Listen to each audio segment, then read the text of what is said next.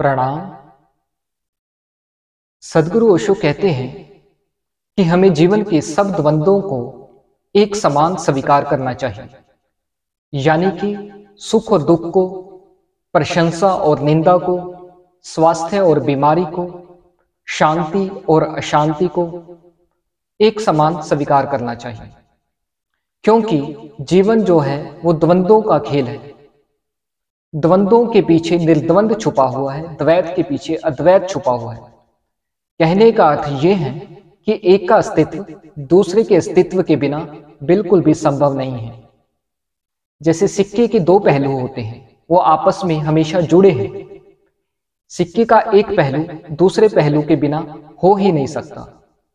ऐसे ही जो संसार है वो दो से बना है, दो के पीछे एक ही छुपा है।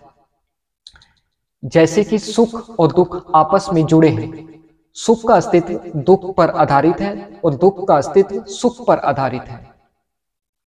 आप कल्पना कीजिए, यदि संसार में, यदि आपके जीवन में सिर्फ सुख ही सुख हो, तो क्या आपको कभी सुख का एहसास होगा? क्या सुख का अनुभव होगा? नहीं होगा। आपको सुख का अनुभव इसलिए होता है क्योंकि आपको कभी दुख का अनुभव भी होता है। इसी प्रकार से शांति का अनुभव भी आपको तभी होता है क्योंकि कभी आपको अशांति का अनुभव भी होता है। इसलिए जीवन के सब द्वंद्वों को हमें स्वीकार करना चाहिए। प्रेम, घृणा, शांति, अशांति, स्वास्थ्य, बीमारी, इन सब द्वंद्वों को हमें स्वीकार करना चाहिए। रामायण में राम भी हैं और रावण भी हैं। यदि रावण को रामायण से हटा दें, क्या रामायण फिर बन पाएगी?